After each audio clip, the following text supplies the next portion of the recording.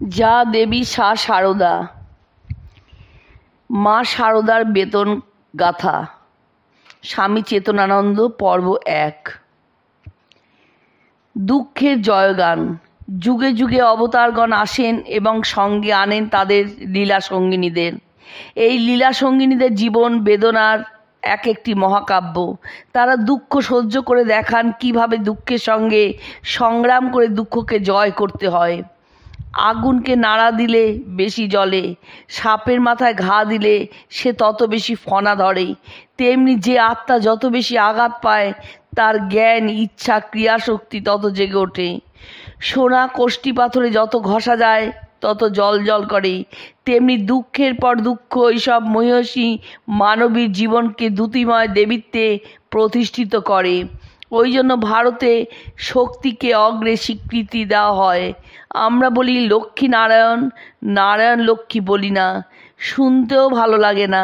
তেমনি গৌরী শঙ্কর, সীতারাম, রাধেশ্যাম শব্দগুলি ছন্দবদ্ধ ও কবিত্বপূর্ণ।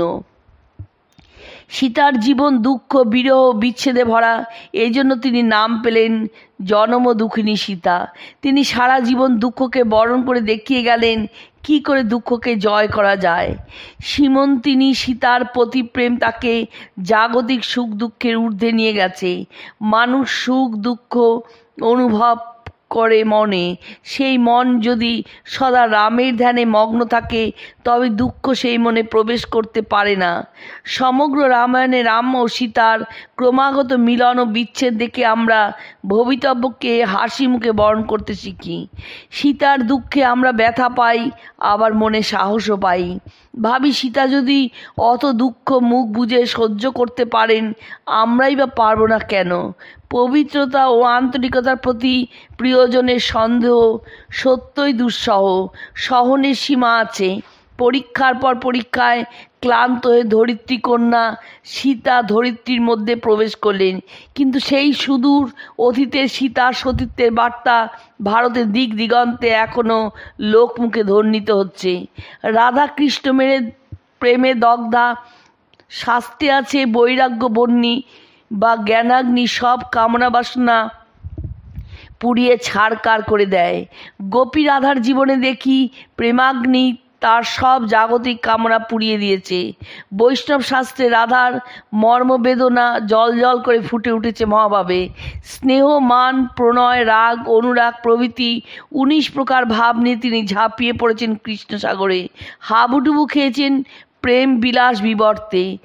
মরণে তুহু মম শ্যাম সমান। নিষ্ঠুর প্রেমাস্পদ কৃষ্ণকে নিজের দুঃখ বিরহ বোঝাবার জন্য রাধা বলেছেন, আমি কামনা সাগরে কামনা করিয়া পুরাব মনের সাধা। আপনি হইব শ্রীনন্দনন্দন কানুরে করিব রাধা।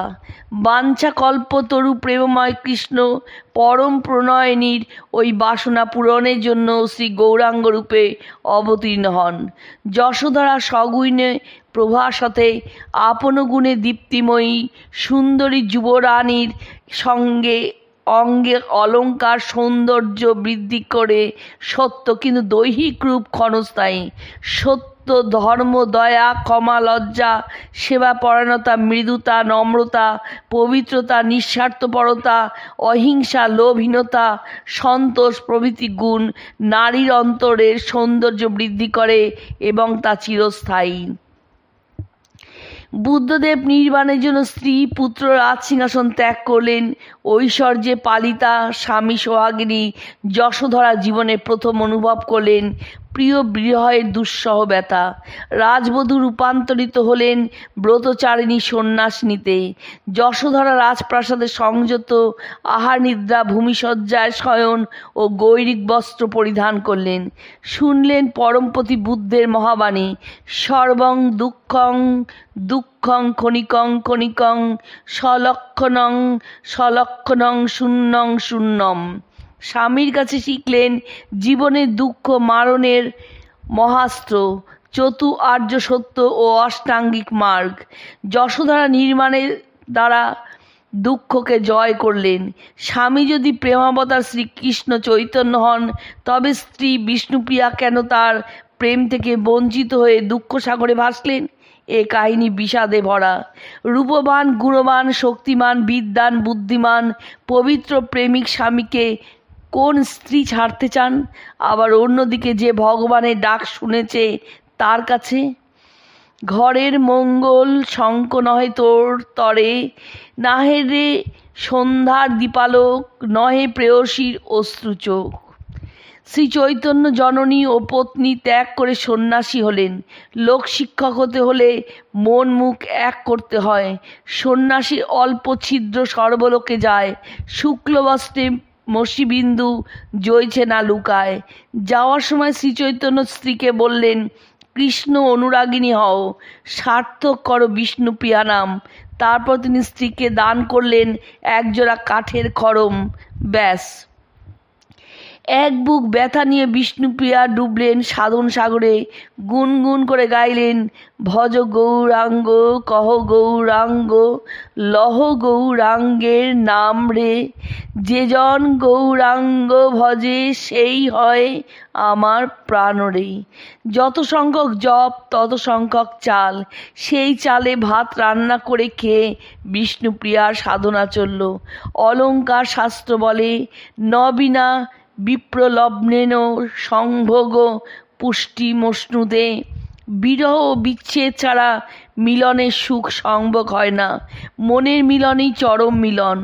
অবতার সঙ্গিনীদের জীবন কথা আপাত দৃষ্টিতে বেদনা ও বিষাদে পূর্ণ, কিন্তু তাদের প্রতিভক্তি, প্রতিশ্রদ্ধা, প্রতিসেবা তুলনাহীন। তারা নারী জাতির আদর্শ।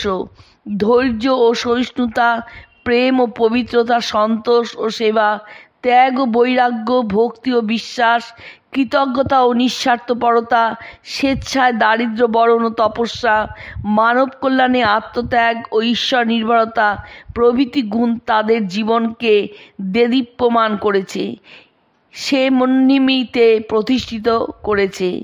১৫০ বছর আগের আবির্ভূতা হলেন শ্রীমা সারদা দেবী, শ্রীরামকৃষ্ণ অবতারের লীলা সঙ্গিনী।